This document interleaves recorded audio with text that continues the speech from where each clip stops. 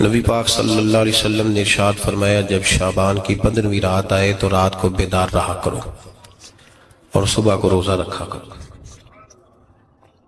تو جب حضور نے کہہ دیا بیدار رہو تو پھر کسی کو سونا نہیں چاہیے، بیدار رہنا چاہیے۔ اور بیداری کا مطلب یہ نہیں کہ وہ آدمی بس جاگتا رہے، اس کا مطلب یہ ہے کہ وہ اللہ اللہ کرے، درود پاک پڑھے، عبادت کرے، تلاوت کرے، ذکر فکر میں رہے۔ کچھ باتیں اس مقصد کے لیے کہ اس رات اللہ پاک نے اپنی رحمت کے دروازے کھولے ہیں، تو کچھ ایسی بات کی جائے جس سے دل نرم ہو جائے۔ دوستو، قرآن مجید کی 2 آیات میں نے پڑھی ہیں۔ اللہ کریم نے فرمایا، یا ایھا الذین آمنوا اتقوا اللہ حق تقاتہ، اے ایمان والو اللہ سے ڈرو اور اتنا ڈرو جتنا ڈرنے کا حق ہے۔ ڈرو اللہ پاک سے، اور جس طرح تم کسی سے ڈرتے ہو، ڈرنے کا حق ہوتا ہے، وہ حق ادا کرنے کی کوشش کرو۔ ہم میں سے بہت سارے لوگ ڈرتے ہیں کچھ لوگوں سے، اور جب وہ ڈر رہے ہوتے ہیں تو انہیں احساس ہوتا ہے۔ اللہ پاک نے ہمارا وہ احساس خود بیان کر دیا ہے۔ فرمایا، جب تم کسی سے ڈرتے ہو تو تمہیں اس کا احساس ہوتا ہے کہ تم کتنا ڈرتے ہو، تو پھر تم کوشش کرتے ہو کہ تم وہ کام نہ کرو جس سے وہ بگڑ جائے گا، ناراض ہو جائے گا۔ جو لوگ قانون سے ڈرتے ہیں وہ اشارہ نہیں توڑتے، کچھ بھی ہو جائے اشارہ نہیں توڑتے۔ انہیں پتہ ہے کہ یہاں اشارہ توڑیں گے تو الجھ جائیں گے، اور جہاں انہیں فکر نہ ہو کہ کوئی پوچھنے والا نہیں، وہاں ہم نے دیکھا ہے کہ لوگ اشارہ توڑ دیتے ہیں۔ اللہ تبارک و تعالیٰ نے موقع دیا، میں حرمین شریفین حاضر ہوا تو وہاں ایک روڈ دائری روڈ کہلاتا ہے۔ اس روڈ سے پیدل چلنے والے نہیں گزر سکتے۔ وہ کہتے ہیں جی اس روڈ سے پیدل والا نہ گزرے، ان کے لیے علیحدہ جگہ ہے۔ قانون یہ ہے کہ اگر کوئی پیدل آدمی وہاں سے گزرے اور اس کا ایکسیڈنٹ ہو جائے تو وہ حکومت یہ کہتی ہے کہ یہ کیوں یہاں سے گزرا تھا، لہذا کوئی مقدمہ نہیں ہو سکتا۔ وہاں ہم نے دیکھا ہے کہ لوگ اس سڑک پہ پیر بھی نہیں رکھتے، کہتے ہیں مر گئے تو بنے گا کچھ نہیں۔ یہاں بھی بہت سارے ایسے معاملات ہوتے ہیں کہ جہاں انسان محسوس کرتا ہے کہ یہ بڑا میرے لیے نقصان ہو جائے گا، تو وہ ڈرتا ہے۔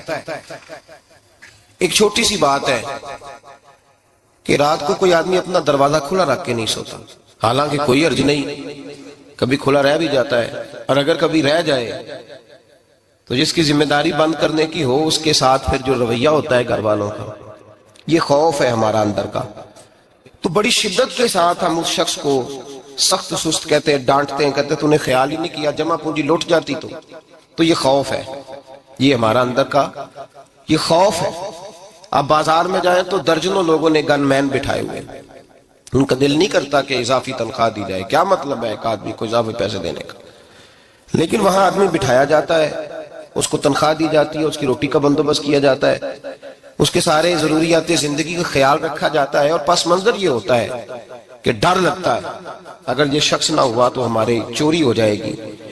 اللہ فرماتے ہیں کہ تو جہاں سے ڈرتا ہے تجھے پتا ہے، تو اس طرح کر کہ مجھ سے بھی اتنا ڈر جتنا ڈرنے کا حق ہے۔ یہ جھوٹ موٹ کا ڈراوا نہ پیدا کر کے اوہ اللہ معاف کرے جی، اچھا جناب بڑا ڈرتے ہیں آپ اللہ تعالیٰ سے، آپ نے تو کانوں کو ہاتھ لگائے، تو پھر آپ کیا کر رہے ہیں؟ اللہ معاف کرے جی میں تو بات نہیں کرتا، بس 2-4 آدمیوں کی پگڑی اچھالوں گا، اس سے زیادہ نہیں۔ ڈر لگتا ہے جی بات کرتے ہوئے، 15-20 آدمی بس میرے قابو آئیں، یہ کس قسم کا ڈر ہے؟ ڈرنے کا حکم دیا، اور میرے رسول کریم سید عالم صلی اللہ تعالی علیہ وآلہ وسلم نے ارشاد فرمایا کہ تو رب کریم سے دنیا میں ڈر جا جس طرح ڈرنے کا حق ہے، جب قیامت کا دن آئے گا تو اللہ تجھے ڈرائے گا نہیں بلکہ اپنی رحمت کی چھاؤں میں جنت میں داخل کر دے گا۔ یہاں ڈر، ایک جگہ تو اللہ نے فرمایا ڈرو، اور کچھ جگہوں پہ فرمایا کہ جو میرے علم والے بندے ہیں نا، جن کو میں نے علم دیا ہے، عالم ہیں، ان کے بارے میں فرمایا کہ ان کے دلوں میں میری خشیت ہے۔ انما یخشی اللہ من عبادہ العلماء، اللہ کے بندوں میں سے جو علم والے ہیں وہ اللہ کی خشیت رکھتے ہیں۔ قرآن نے ایک جگہ کہا ڈرو، خوف کا لفظ بھی استعمال کیا، وَلِمَنْ خَافَ مَقَامَ رَبِّهِ جَنَّتَانِ، خوف بھی ہے اور خشیت بھی ہے۔ ان دونوں کا معنی ایک ہی ہے، ڈرنا، خوف کا معنی بھی اور خشیت کا معنی بھی۔ ڈرنا. جب آپ علماء لغت کو پڑھیں گے، عربی ادب کو جاننے والے لوگوں کا مطالعہ کریں گے، تو انہوں نے یہی لکھا ہے کہ ان دونوں کا معنی ڈرنا ہے. میری طرف دیکھیے، توجہ کریں، کچھ سمجھانے لگا ہوں، اس نقطے کو ضرور سمجھیے گا. خشیت کا معنی بھی ڈرنا ہے، خوف کا معنی بھی.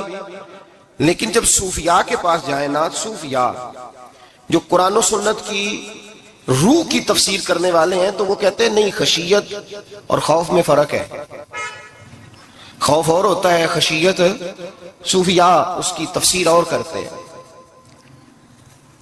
وہ کہتے ہیں خوف بھی ہوتا ہے اور خشیت بھی ہوتی ہے، الگ الگ چیزیں ہیں، ایک نہیں. بڑی خوبصورت بات ہے، اگر آپ سمجھ گئے تو آپ کو فائدہ دے گی. صوفیاء یہ کہتے ہیں کہ بھائی خوف ہوتا ہے اپنے گناہوں کا، کہ میں نے یہ گناہ کیے ہیں، اگر اللہ نے مجھ سے پوچھا تو مجھے بڑا خوف آتا ہے، مار پڑے گی، یہ خوف ہے. پھر سمجھ لیں، ایک آدمی نے حرام کا مال اکٹھا کیا ہے زندگی میں، معاذ اللہ اس نے بڑے پاپ کیے، گناہ کیے، شراب پی، بدکاری کی، معاذ اللہ تعالیٰ ثم معاذ اللہ. اب اسے ڈر لگ رہا ہے کہ اللہ تبارک و تعالیٰ نے پوچھا تو میں کیا جواب دوں گا. یہ خوف ہے. اور خشیت یہ ہے کہ ایک آدمی سارا دن نماز پڑھتا ہے، روزہ رکھتا ہے، عبادت کرتا ہے، اللہ کو یاد کرتا ہے، پھر بھی ڈرتا ہے. یہ خشیت ہے، یہ خشیت ہے. جو گناہوں سے ڈرے وہ خوف ہے، اور جو رب کی ناراضگی سے ڈرے وہ خشیت ہے. جو کہے یار میرا رب کہیں ناراض نہ ہو جائے، میرا رب کہیں مجھ سے. بڑی خوبصورت مثال دی. میں نے اپنے صاحب سے پوچھا کہ حضور یہ مسئلہ کیا ہے، تو فرمانے لگے ایک بادشاہ نے ایک غریب کی بیٹی اسے پسند آ گئی تھی، تو اس نے عزت کے ساتھ اس سے شادی کر لی، رشتہ بھیج کے وقار کے ساتھ. بیٹی کا باپ اپنی بیٹی کے مقدر پر رشک کرنے لگا کہ میری بیٹی کو بادشاہ نے پسند کیا ہے، بادشاہ کے شہزادے نے رشتہ بھیج دیا ہے. شہزادہ بیاہ کے لے گیا بیٹی کو. 20 کنیزائیں، نوکرانیاں اس عورت کی خدمت کرنے پہ لگی ہوئی ہیں. توجہ ہے، اس کا ہر حکم ماننے کو تیار ہے. لیکن وہ بی بی سویرے بھی رو پڑتی ہے اور شام کو بھی رو پڑتی ہے، روتی رہتی ہے. اس سے کسی نے پوچھ لیا کہ بی بی تو روتی کیوں ہے؟ 20 کنیزائیں ہیں، گھر میں سکون ہے، ہر شے ہے، تو روتی کیوں ہے؟ تو وہ کہنے لگی اصل بات یہ ہے کہ جو کچھ مجھے ملا ہے میں اس کے قابل نہیں تھی، تو میں ڈرتی ہوں میرا سائیں کہیں ناراض نہ ہو جائے، وہ ناراض نہ ہو جائے. میں قابل نہیں تھی، میری اوقات نہیں تھی. یہ من آنم کے من دانم، میں جو ہوں اس کا مجھے پتا تو ہے. اس نے میری حیثیت سے، میری اوقات سے، میرے ظرف سے، میری محنت سے بڑا بڑھ کے مجھے عطا کر دیا. میری چونکہ اوقات سے زیادہ دے دیا تو میں ڈرتی ہوں وہ ناراض نہ ہو جائے، کہیں میری یہ کھیل، یہ جو میں نے گھونسلہ بنایا ہے، یہ کہیں میرا ٹوٹ نہ جائے. میرے بھائی، میرے رسول کریم سید عالم صلی اللہ علیہ وسلم کے امت کے اولیاء، صلحاء، صوفیاء، اتقیاء، صحابہ، اہل بیت، یہ لوگ جب روتے تھے تو یہ کوئی اس لیے نہیں روتے تھے کہ یہ آج دوپہر کو چینی میں ملاوٹ کر کے آئے ہیں تو اس لیے رو رہے ہیں رات کو. اس لیے نہیں روتے تھے کہ آج انہوں نے جو شکر بیچی ہے اس شکر کے اندر بورا ملایا ہوا تھا. اس لیے نہیں رو رہے کہ آج 10 15 20 لاکھ رشوت کا مال بینک میں جمع کر، اس لیے تھوڑی روتے تھے. یہ تو اس لیے روتے تھے کہ اللہ تو نے بڑا کچھ عطا کیا ہے، کہیں ہم سے ناراض نہ ہو جانا. یہ تو اس کی خشیت میں رو رہے تھے. حضرت داؤد طائی رحمت اللہ تعالی علیہ، حضرت امام جعفر صادق جو نبی پاک صلی اللہ علیہ وسلم کے نواسے، جناب داؤد طائی کی ملاقات ہوئی تو امام جعفر صادق حضور کے نواسے عرض کرنے لگے، داؤد طائی یار میری بخشش کی دعا کرنا، رب مجھے معاف کر دے. تو حضرت داؤد طائی رحمت اللہ علیہ فرمان لگے، امام صاحب آپ حضور کے نواسے ہیں، میں نے دعا کرنی ہے کہ آپ نے میرے لیے کرنی ہے. تو حضرت امام جعفر صادق رو پڑے، کہنے لگے یار تو نہیں کرنی ہے، اور اسی لیے تو تجھ سے دعا کرا رہا ہوں کہ کہیں ایسا نہ ہو نانا مصطفیٰ کی بارگاہ میں جاؤں تو وہ مجھے کہیں کہ میں کس طرح کا تھا، تو کس طرح کا بن کے آیا ہے. یہی تو دعا کرانی ہے کہ میرے لیے دعا کر. جو جتنا بڑا ہوتا تھا نا اتنی زیادہ خشیت ہوتی. اور گناہگار کے تو اللہ تبارک و تعالیٰ بعضوں کا سزا دیتا ہے، آنسو سلب ہو جاتے. اس کو تو اپنے گناہوں پہ رونا ہی نہیں آتا. وہ تو روتا ہے بچہ نہ ہو تب روتا ہے، وہ تو روتا ہے پیسے نہ ہو تب روتا ہے، وہ تو اس وقت روتا ہے جب اس کا مال چلا جائے. اس کو تو بعضوں کا گناہگار کو تو بعضوں کا سزا ملتی اللہ فرماتے تو دنیا کے لیے روئے گا، میرے لیے نہیں رو سکتا۔ اور جو رب کریم کے بندے ہوتے ہیں انہیں اللہ کہتا ہے تو دنیا سے بے نیاز ہے، تیری آنکھ سے آنسو جب بھی ٹپکے یا میرے لیے ٹپکنا چاہیے یا محمد مصطفیٰ کے لیے ٹپکنا چاہیے۔ آپ اگر اس بات کو تھوڑا سا غور کے ساتھ سمجھے تو تمام اولیاء صلحات کیا یہ رو رہے ہیں، تڑپ رہے ہیں، کیا اس کی وجہ تھی؟ نمازیں کم رہ گئی تھی، روزوں میں کمی تھی، فرائض ادا نہیں کرتے تھے کہ رویا کرتے تھے؟ کیوں روتے تھے؟ حضرت سیدنا عمر فاروق رضی اللہ تعالیٰ عنہ کے بارے میں صحابہ کہتے ہیں جناب عمر فاروق جب نماز پڑھاتے اتنا رویا کرتے تھے کہ 7ویں صف تک ان کے رونے کی آواز جایا کرتی، 7ویں صف تک ان کے رونے کی آواز جاتی۔ ہم لوگ بن کے بیٹھ گئے ہیں، ہم یہ سمجھتے نہیں کہ ہماری حیثیت کیا تھی اور رب کریم نے ہمیں نوازا کیا ہے۔ آپ پڑھیے کتابیں، میرے رسول پاک صلی اللہ علیہ وسلم فرماتے ہیں میرا عمر جس گلی سے گزرے شیطان رستہ بدل جاتا ہے۔ نبی پاک فرماتے ہیں میرا عمر جب تک دنیا میں رہے گا دوزخ کو تالا لگا رہے گا۔ اس صاحب عزد الغابہ نے لکھا ہے نبی پاک صلی اللہ علیہ وسلم نے حضرت جبریل امین کو بلایا، فرمایا چل میرے عمر کی شان بیان کر۔ تو حضرت جبریل امین علیہ السلام عرض کرنے لگے یا رسول اللہ صلی اللہ علیہ وسلم 950 سال اگر اللہ مجھے عمر دے، 950 سال رب عمر دے اور پھر بھی میں عمر فاروق کے فضائل بیان کروں تو میں نہیں کر سکتا، عمر کی شان میں نہیں بیان کر سکتا، 950 سال بھی اگر میری عمر ہو۔ نبی پاک نے فرمایا پھر میرے ابو بکر کے بارے میں؟ عرض کی یا رسول اللہ ابو بکر کی تو بات اس سے بہت آگے کی ہے نا۔ وہ نبی پاک کتنی عظمت بیان کر رہے ہیں، کس قدر زیادہ رسول کریم صلی اللہ تعالی علیہ وآلہ وسلم ان کی عظمت بیان کرتے ہیں۔ حضرت عمر کیا کہتے ہیں؟ وہ لوگوں کو بتاتے پھرتے ہیں کہ تم نے دیکھا ہے نا میری کتنی عظمت ہے، وہ یہ نہیں کہتے۔ حضور فرماتے ہیں عمر کی بڑی شان، بڑی شان، بڑی شان۔ اور عمر کے پاس جب بھی کوئی جاتا ہے کہتے ہیں عمر آپ کا کیا مقام ہے؟ تو عمر فرماتے ہیں میں تو اونٹ چرانے والے کا بیٹا ہوں، میں تو اونٹ چرانے والے کا بیٹا ہوں، میں تو اونٹ چرایا کرتا تھا، میں تو 10 اونٹ نہیں سنبھال سکتا۔ حضرت فاروق اعظم رضی اللہ تعالیٰ عنہ سے کوئی پوچھتے جناب عمر آپ کا کیا حال ہے؟ تو آپ فرماتے یہ تو میرے مقدر ہے کہ میری بہن نے قرآن سنایا تو میں در رسول تک پہنچ گیا، ورنہ مجھے پوچھنے والا کوئی نہ ہوتا۔ کبھی جناب علی المرتضیٰ کا بازو پکڑ کے کہتے ہیں علی تو نہ ہوتا تو عمر ہلاک ہو جاتا۔ بھائی حضور شانیں بیان کرتے ہیں، نبی پاک کہتے ہیں میرے ابو بکر نے احسانات کیے، بڑے احسانات کیے، میں نے سب کا بدلہ چکا دیا، ابو بکر کا نہیں چکایا۔ اللہ کی بارگاہ میں عرض کروں گا یا اللہ تو ہی اسے بدلے دے۔ اور جناب ابو بکر صدیق سے کوئی پوچھتا ہے ابو بکر آپ کا کیا حال ہے؟ تو ابو بکر صدیق فرماتے ہیں مجھ سے میرے اندر کا عالم نہ پوچھو، اگر قیامت کے دن اعلان ہوا نا کہ سارے لوگ بخشے گئے ایک باقی بچا ہے تو مجھے ڈر لگتا ہے کہ اللہ ابو بکر ہی بچ جائے گا جو نہیں بخشا جائے گا، مجھے ڈر آتا ہے۔ تو بھائی بن کے بیٹھ گئے لوگوں کو پوچھ کر کے دیکھیں، کہتے ہیں کیا پاپ کیا ہے، کیا ہو گیا ہے؟ خشیت سے کانپتی ہوئی روحیں، تڑپتے ہوئے میرے رسول پاک کے غلام، اولیاء اللہ صوفیاء کرام کے رونگٹے کھڑے ہیں رب کریم کے خوف سے۔ جو جتنا مالک کو جانتا ہے اتنا کانپ رہا ہے، اتنا ڈر رہا ہے۔ جس کی آنکھوں سے آنسو خشک ہے مطلب یہ ہے یہ رب کو جانتا ہی نہیں، اسے کیا خبر اس کا جلال کتنا ہے، اسے کیا خبر اس کا عذاب کتنا ہے، تو کیا جانے۔ ان بطش ربک لشدید، جب وہ پکڑتا ہے تو بڑا سخت پکڑتا ہے۔ حضرت عثمان غنی کو 3 دفعہ میرے نبی پاک نے فرمایا جنتی ہے، جنتی ہے، العثمان فی الجنہ، العثمان فی الجنہ، العثمان فی الجنہ۔ 3 دفعہ حضور نے جنت کی بشارت دی۔ میرے مصطفیٰ کریم نے فرمایا میرا عثمان گلی سے گزرے تو فرشتے بھی اس کی حیا کرتے ہیں۔ جناب عثمان غنی جن کو میرے نبی نے 2 بیٹیاں دے کے کہا عثمان میری 100 بیٹی بھی ہوتی، ایک کے بعد دوسری انتقال کرتی جاتی تو میں ساری تیرے نکاح میں دے دیتا۔ وہی حضرت عثمان غنی قبر پہ کھڑے ہیں حضور کے وصال کے بعد، ایک قبر پہ کھڑے، آنکھوں سے آنسو جاری ہے، داڑھی ساری آنسوؤں سے بھر گئی ہے، روتے ہی جاتے ہیں، روتے ہی جاتے ہیں۔ غلام کہتا عثمان یار رونا ہمیں چاہیے، رونا ہمیں چاہیے، جن کو کوئی بشارت نہیں اور آپ کو تو 3 بشارتیں، روتے کیوں ہو؟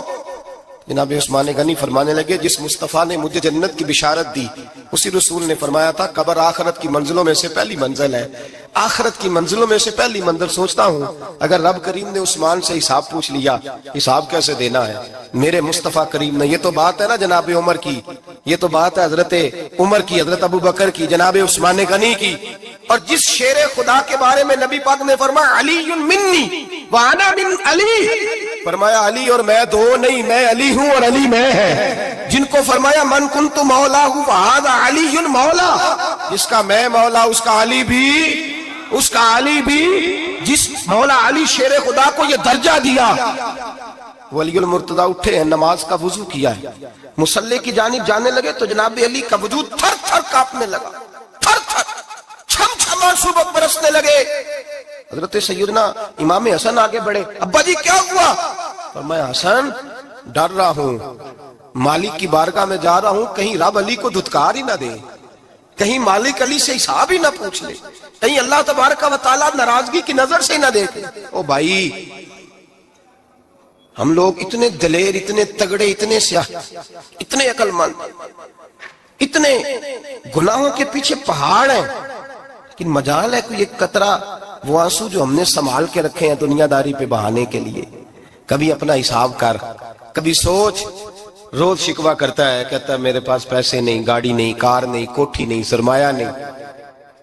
कभी सोच, जो कुछ है अगर रब करीम मेरे और आपके अमाल देखे तो हमारी हैसियत है कि वो सारा कुछ हमें दिया जाता, हमारी औकात थी कि वो हमें दिया जाता जो उसने दिया है। टटोल के देखें, उम्र गुजर गई, शिकवे करते, जरा पलट के देखें, अगर हमारे गुनाह और हमारी नेकियां इकट्ठी की जाएं तो हम जजा वाले नहीं सजा वाले निकलते हैं माज़अल्लाह। महमूद गजनवी बड़ा प्यार करते थे अय्याज के साथ, बड़ा प्यार करते थे, नवाजा करते थे, रोज कोई ना कोई तोहफा मिलता था अय्याज को। कुछ हसद करने वालों ने कहा महमूद तू इसे तोहफे देता है और ये जंगल में असला इकट्ठा कर रहा है, ये तेरे खिलाफ अलहदा से फौज तैयार कर रहा है, कुछ वक्त आएगा ये तुझे छोड़ के अलहदा से बादशाही का दावा कर देगा। महमूद गजनवी कहने लगे ये किस तरह की बात? क्या तुम्हें पता है कि अय्याज असर से लेकर इशा तक कहाँ रहता है? महमूद कहने लगे यार वाकई मैंने कभी पूछा तो नहीं, शक का बीज बो दिया, शक का बीज बो दिया। महमूद गजनवी कहने लगे अच्छा आज मैं पीछा करूंगा, तफ्तीश करूंगा, तहकीक करूंगा कहां जाता है, तहकीक करूंगा। महमूद गजनवी निकले पीछा करने। असर के बाद अय्याज ने जंगल का रुख किया, महमूद भी पीछे पीछे हो लिए। कहते हैं जंगल के बीच जाके एक झोंपड़ी आई, उस झोंपड़ी के अंदर अय्याज गए, दरवाजा खोला, अंदर चले गए। मुझे बड़ा गुस्सा था कि हर बात मुझे बताता है, ये क्यों नहीं बताई। जब अय्याज अंदर गए तो मैंने जोर जोर से दरवाजा खटखटाया गुस्से के साथ। अय्याज ने दरवाजा खोला, बाहर आए, मैंने कहा पीछे हट। अय्याज पीछे हटे तो मैं अंदर चला गया। महमूद कहते हैं जब मैं अंदर गया तो मैंने उस झोंपड़ी में एक पुराना कुर्ता लटका हुआ देखा, एक टूटे हुए जूते पड़े हुए देखे, एक छोटा सा डंडा देखा, एक मटका, एक प्याला देखा। मैंने सारी तलाशी ली तो चंद टूटी फूटी पुरानी चीजें। मैंने कहा अय्याज ये क्या है? तो कहते हैं अय्याज कहने लगा बादशाह टटोल के देख ले, यही कुछ है जो तूने देखा। मैंने कहा ये है क्या? कहते हैं अय्याज पैरों में बैठ गया, तड़प के रोने लगा, कहने लगा बादशाह ये मेरी औकात है, ये मेरी औकात है, ये मेरी औकात है, ये मेरी औकात है। का क्या मतलब? कहने लगा जिस दिन तेरे पास आया था ना तो ये मेरी कायनात थी कुल, आज तेरी मेहरबानियों ने मुझे यहां तक पहुंचा दिया है। मैं जो तेरा गद्दार नहीं ना होता, मैं जो तेरी नाफरमानी नहीं करता, इसलिए नहीं करता कि मैं हर शाम आके अपनी औकात याद करता हूं और फिर मुझे रोज रात को मेरा नफ्स कहता है इसका वफादार रहना, इसका वफादार रहना। तू इस हाल में था जब आया था, अगर ये बिगड़ गया तो फिर तुझे अपनी औकात का पता है ना। महमूद गजनवी ने सीने से लगाया, कहने लगे आज तक तू बचा भी इसलिए है कि तू अपनी औकात नहीं भूला। मुल्ला रूमी कहता है अपनी औकात याद रख, तू क्या था। तुझे एक रात सोने न दे तो अपनी टांगों पे खड़ा नहीं हो सकता, तेरी वो आंख ले जाए तो कुछ नहीं कर सकता, वो तुझे माजूर कर दे तो कुछ नहीं कर सकता। 30-30 साल के ऊंचे 7 फुट कद के जवान उसने फालक ज़दा करके अस्पतालों में डाल दिए, वो कुछ न कर सके। बड़े बड़े पहलवान जो कहते थे कि हम उठे तो दुनिया उठती है, उसने फेंक दिए मनो मिट्टी के नीचे, कुछ न कर सके। अपनी हैसियत न भूल। मेरे रसूल करीम सैयद आलम सल्लल्लाहु अलैहि वसल्लम ने फरमाया 2 बातों में लोग धोखे में हैं, धोखे में हैं, धोखे में हैं, धोखे में। या रसूल अल्लाह कौन सी? फरमाया जो सेहतमंद है वो धोखे में है, वो समझता है मैं कभी बीमार ही नहीं होऊंगा, मुझे रोज इसी तरह नींद आएगी जिस तरह अब आती है, मैं रोज इसी तरह उठूंगा जैसे अब उठता हूँ, मैं जितना ही लंबा चौड़ा रहूंगा जिस तरह आज हूँ, मेरा हुस्न इसी तरह कायम रहेगा जैसे आज है। तू धोखे में है, धोखे में। बड़े बड़े आए और बड़े बड़े मिट्टी का ढेर हो गए, फना हो गए। कुल्लु मन अलैहा फान, फना हो गए, कोई पूछने वाला ना रहा। और मेरे रसूल पाक ने फरमाया जो फारिग है, जिनको रब ने अपनी इबादत के लिए फारिग किया, अपने दीन की नौकरी के लिए फारिग, वो भी धोखे में है, वक्त जाया कर रहे हैं, चौक और चौराहे में खड़े हैं। मेरे भाई جب اپنی حیثیت انسان بھولتا ہے، حیثیت بھولتا ہے، پھر وہ شکوہ کرتا ہے، جب اپنی اوقات بھولتا ہے پھر شکوہ کرتا ہے، جب وہ بھول جاتا ہے کہ میں کیا تھا پھر وہ شکوہ کرتا ہے۔ حضرت سیدنا امام اعمش رحمت اللہ علیہ بازار میں کھڑے تھے تو بادشاہ کا بیٹا گزرا، اکڑ کے گزرا، آپ نے بازو پکڑ کے کھینچا، فرمایا جا کے اپنی ماں سے پوچھ اور اپنے باپ سے پوچھ تیری اوقات کیا ہے۔ اکڑ کے چلتا ہے، جا پوچھ ان سے تیری حیثیت کیا ہے۔ حضرت جناب سیدنا امام اعمش نے ڈانٹا تو واپس آیا، آگے کہنے لگا ابا وہ امام کیا کہتا تھا کہ میری اوقات کیا ہے، کیا اوقات ہے میری؟ تو باپ اور ماں دونوں گھورنے لگے، کہنے لگے بیٹے ہمارے پاس دولت بھی تھی، گھر بھی تھا، مکان بھی تھا، جائیدادیں بھی تھی، بادشاہت بھی تھی، پر ہم دنیا کے دروازوں سے بھیک مانگ مانگ کے تھک گئے تھے۔ عرش کا مالک ایک بیٹا عطا نہیں کرتا تھا، ایک بیٹی نہیں دیتا تھا، تڑپ گئے تھے، روتے تھے، سسکتے تھے۔ پھر وہی امام احمد جنہوں نے آج تجھے گلی میں کھڑا کیا ہے اس کے دروازے پہ جا کے بیٹھ گئے، ہم نے کہا رب ناراض ہو گیا، دعا کرو ہم سے راضی ہو جائے، چلو زیادہ نہیں ایک لال ہی ہمیں دے دے۔ کہ امام اعمش دعائیں کیا کرتے تھے تو تب اللہ پاک نے تو ہمیں عطا کیا تھا۔ تیری او بھائی اپنی حیثیت کا تو تعین کر، تو بڑھ بڑھ کے باتیں کرتا ہے، تو بڑا کھل کھل کے بولتا ہے، اپنی حیثیت کا تو تعین کرنا، ذرا اندازہ تو کرنا کہ تو کون تھا، کہاں سے آیا ہے، تیری اوقات کیا ہے۔ یہاں لوگ ایک منٹ میں آگے نکل جاتے ہیں، پلٹ کے دیکھ تو صحیح۔ اور میرے بھائی جو بڑے لوگ تھے وہ تڑپا کرتے تھے۔ حضرت فضیل بن عیاض رحمت اللہ علیہ فرماتے ہیں بغداد میں بارش نہیں ہوتی تھی، قحط پڑ گیا، جانور پیاس سے مرنے لگے، جوان بچے بوڑھے نڈھال ہونے لگے۔ فرماتے ہیں میں بھی نکلا، سفیان ثوری بھی نکلے، اور بھی کئی صوفیاء میدان میں نکلے، دعائیں مانگی، پر بارش نہیں ہوتی تھی۔ فرماتے ہیں کہ جھونپڑی سے ایک سفید بالوں والا اور گندمی رنگ والا ایک بوڑھا غلام نکلا جو کسی کا ملازم تھا، باہر آیا چونپڑی سے، ہم اسے دیکھ رہے تھے وہ ہمیں دیکھ نہیں رہا تھا۔ فرماتے ہیں اس کے چہرے پر عبادت کے نشان تھے، دور سے اس کا چہرہ دیکھتے لگتا تھا کوئی رب کریم کا بندہ ہے۔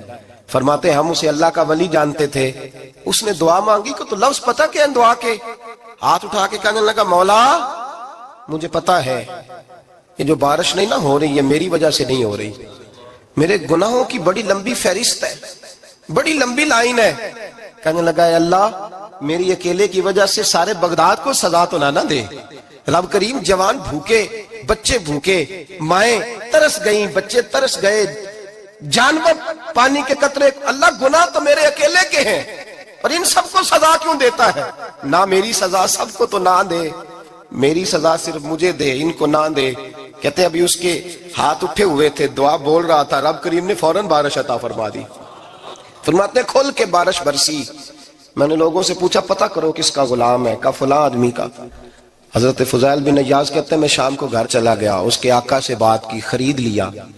میں جب اس کو خرید کے لایا گلی میں جا رہے تھے تو مجھے کھڑا کر کے کہنے لگا فضیل میں نکما سا آدمی ہوں، بال بھی سفید ہیں، مجھ سے تو زیادہ کام ہی نہیں ہوتا، کیوں تو نے پیسے خرچ کیے، میں اس قابل ہی نہیں تھا، کیوں خریدا؟ تو حضرت فضیل ابن عیاض کہتے ہیں میں نے اس کو کہا کل جو تو نے دعا مانگی تھی تو نہیں دیکھ رہا تھا، ہم دیکھ رہے تھے، تو مقبول ہے رب کریم کی بارگاہ کا، تجھے اس لیے خرید کے لایا ہوں تو مقبول ہے۔ کہتے ہیں یہ لفظ سنے تو ٹھہر گئے، وہ کہنے لگے اچھا آقا مجھے 5 منٹ کا وقت ملے گا؟ میں نے کہا ہاں ہاں ضرور ملے گا۔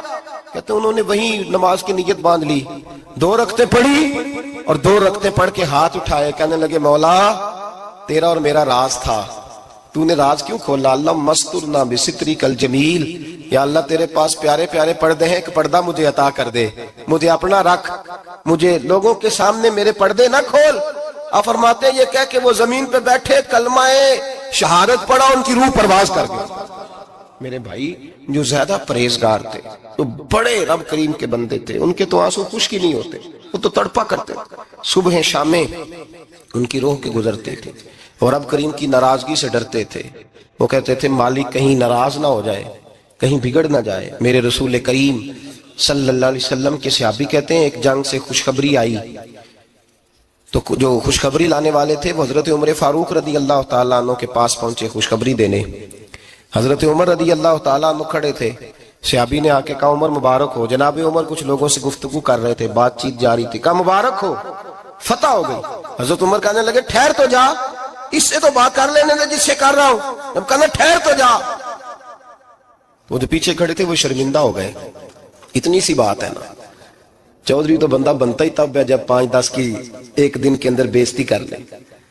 پڑھا لکھا تو بنتا ہی تب ہے جو 10-15 کو جاہل کہہ لے. تو بڑا تو بنتا ہی تب ہے جو 5-6 کو نیچا دکھا لے. تو یہ ہماری ڈگریوں کا تو مزاج ہی بڑا مختلف ہے.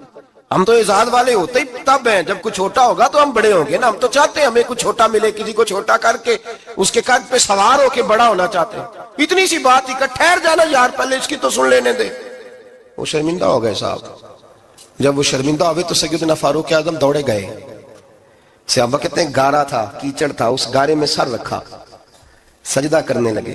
اٹھے, کہنے لگے مولا اپنی عمر سے ناراض نہ ہو جانا. یہ کل تک اونٹ چرایا کرتا تھا, آج تیری مخلوق کو شرمندہ کرنے لگ گیا ہے. یہ اپنی حیثیت ہی بھول گیا, اسے خبر ہی نہیں کہ یہ کیا تھا. یہ آج تیری مخلوق کو شرمندہ کرتا ہے. اللہ اپنی عمر سے ناراض نہ ہو جانا. وہ شخص کہتے ہیں پیچھے آ کے کھڑا رو رہا ہوں. میں نے کہا عمر کیا کر رہے ہو؟